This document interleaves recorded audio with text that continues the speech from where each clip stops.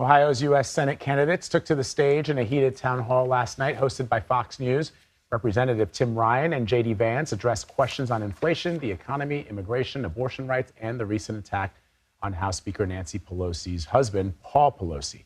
Let's bring in CBS News political director Finn Gomez. So, Finn, what were the big takeaways from last night's town hall? And did either candidate make a solid presentation to help them significantly pull ahead in the polls? Yeah, Vlad, most polls show that this race is really a toss-up. Over the last month, there's been a couple polls that show that this tie is dead even. So, last night was really it almost served as a platform for them to make their final arguments over abortion rights, immigration, inflation, and other key issues in this pivotal Senate race. Also, crime was an issue. Tim Ryan, who's been running as a moderate, as a centrist, has been really running what Republicans, Democrats have said is one of the most perfect races, if you will, because of the way he's conducted it, because he's gotten so close in a state that has trended Republican over the last few cycles.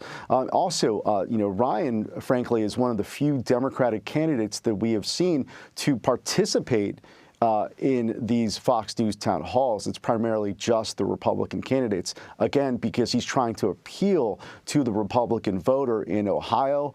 We'll see if that works 6 days out until Election Day, Vlad.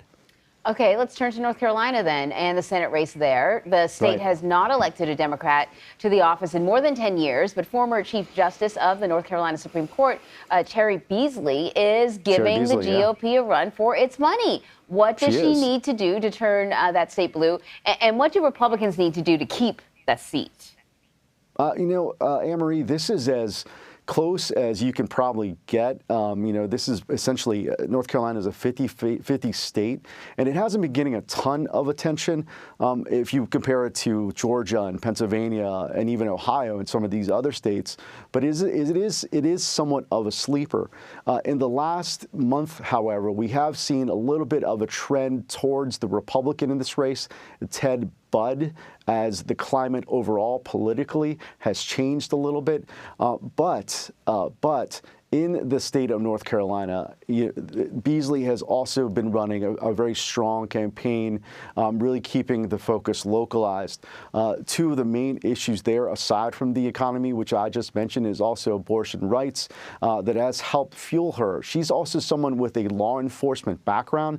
So the Republican sort of attack that you've seen overall that's been effective, that message that they've had against Democrats hasn't been as effective or impactful here because, as you mentioned, Emery, she is a former Chief Justice of the North Carolina State Supreme Court. So it's really one of the closest races in the country, toss-up. But again, North Carolina is one of those hard states to predict. They do have a Democratic governor, but it has trended Republican in some of the most statewide races, key statewide races and presidential races that we have seen. But again, it is an important 22 midterm state, and it's also a very important 2024 presidential battleground state as well. So getting a lot of attention. Speaking about battlegrounds, Finn, former President Barack Obama will be in another one later today. Arizona, what is the strategy there? I mean, of course, the former president is incredibly popular, but that's a state where things are perhaps a little tricky for the former president's party. The possibility of a red wave. Well, former President Barack Obama has been barnstorming across the country to these key battleground states, as you mentioned, Vlad. He was just in Nevada last night trying to rally support for Senator Catherine Cortez Masto, who is in the midst of a very crucial and tight Senate race there. In Arizona, this is a state that he did not win during his two runs for the White House. He lost to McCain in 2008 and Romney in 2012. However, he still remains a very popular former president, with and surrogate for the Democratic base. also with Latino voters, another crucial demographic there in the Grand Canyon state.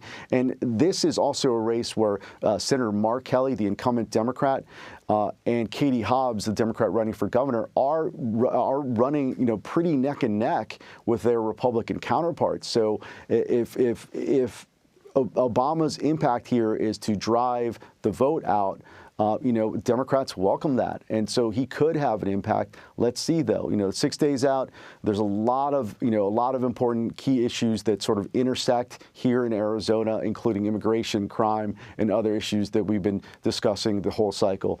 But it's a very key battleground state. And former President Obama is also heading to Pennsylvania later this week. All right, Ben Another key Gomez. state. Yeah, thank you very much. Thanks, guys. Appreciate it.